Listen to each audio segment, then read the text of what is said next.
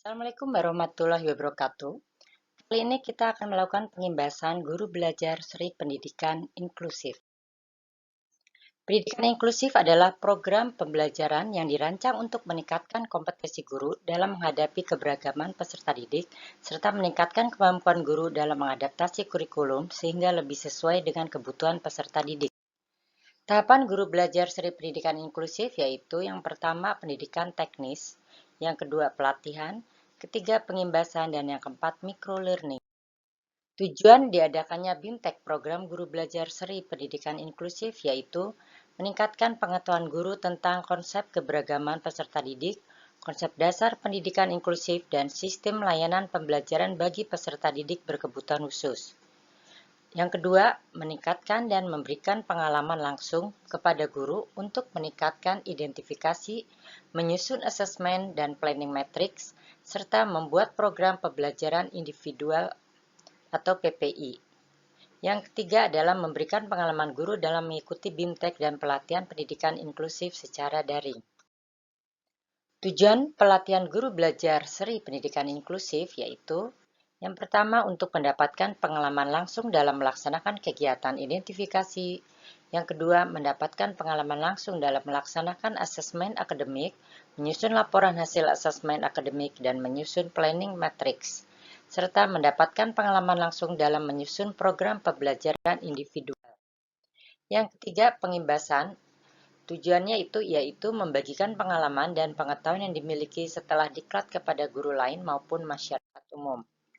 Materi BIMTEK yang pertama adalah identifikasi, asesmen, planning matrix, dan yang terakhir adalah program pembelajaran individual. Konsep dasar pendidikan inklusif dan hakikatnya yaitu sekolah ramah anak dan mekanisme layanan PDK.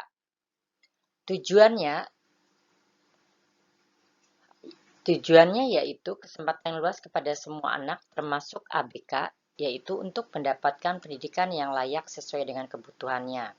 Percepatan program wajib belajar, meningkatkan mutu pendidikan dasar dan menengah dengan menekankan angka putus sekolah atau tinggal kelas, menciptakan pendidikan yang menghargai keberagaman dan tidak diskriminatif, serta untuk memenuhi amanat Undang-Undang Dasar 1945 dan Undang-Undang SPN.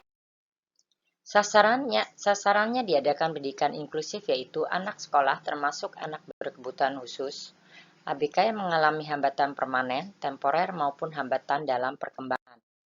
Manfaat bagi peserta didik yaitu adanya rasa persahabatan dan persaudaraan, sikap toleransi, citra positif dari diri mereka sendiri, menghargai keunikan yang ada pada diri orang lain, merangkul dan menghargai perbedaan dengan menghilangkan budaya labeling dan cap negatif, serta mempelajari model dari yang berhasil walau dengan tantangan dan hambatannya.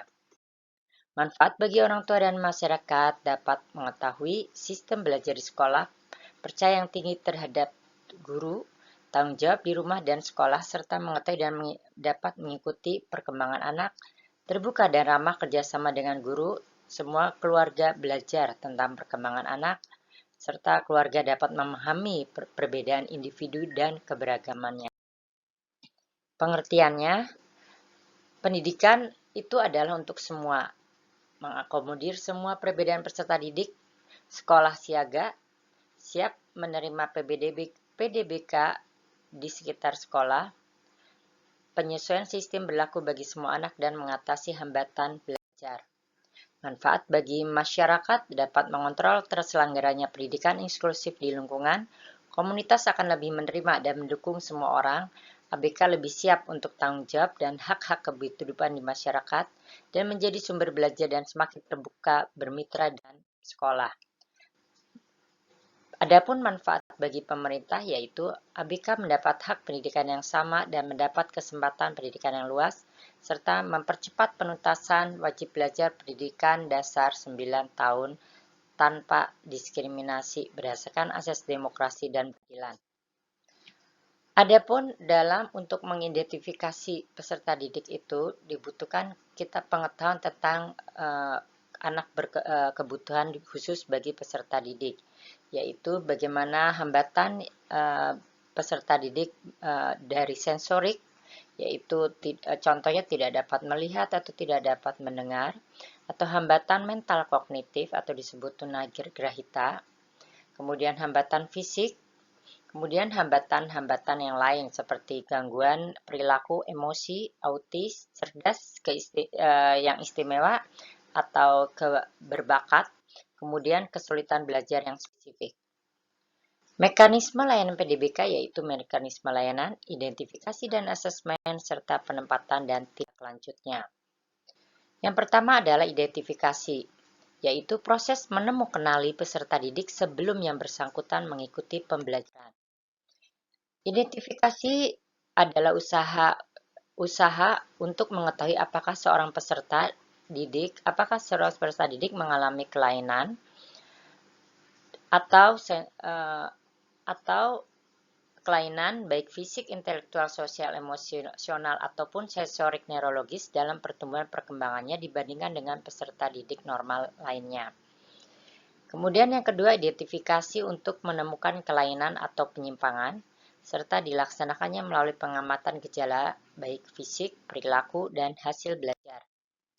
Yang kedua adalah asesmen, yaitu upaya untuk mengetahui kemampuan yang dimiliki, hambatan atau kesulitan dialami, mengetahui latar belakang mengapa hambatan kesulitan tersebut muncul, dan untuk mengetahui bantuan apa yang dibutuhkan oleh peserta didik berkebutuhan khusus. Strategi dalam pelayanan asesmen yaitu yang pertama, menetapkan jenis asesmen, mengembangkan instrumen asesmen, melaksanakan asesmen, analisis data hasil asesmen, case conference, dan yang terakhir adalah mendokumentasikan data asesmen. Planning matrix. Selanjutnya adalah planning matrix, yaitu menggambarkan tentang kondisi ABK secara individu, yaitu baik kondisi aktual, hambatan, kelainan karakteristiknya, dampak atau strategi layanan dan media yang diperlukan dalam intervensi tersebut. Tujuan planning matrix yaitu memetakan kondisi peserta didik berkebutuhan khusus berdasarkan hasil asesmen, analisis dampak aspek akademik atau kekhususan, serta analisis strategis layanan akademik. Selanjutnya, layanan intervensi yang ditujukan untuk menangani hambatan belajar dan hambatan perkembangan agar mereka dapat berkembang secara optimal. Yang terakhir adalah penempatan dan tindak lanjut, di mana penempatan kegiatan belajar dalam kelas bersama-sama peserta didik lainnya adalah cara yang sangat inklusif, non-diskriminasi, dan fleksibel, sehingga guru harus membuat rancangan kegiatan pembelajaran dengan mempertimbangkan modifikasi dan adaptasi yang dibutuhkan peserta didik berkebutuhan khusus. Terima kasih, sekian. Assalamualaikum warahmatullahi wabarakatuh.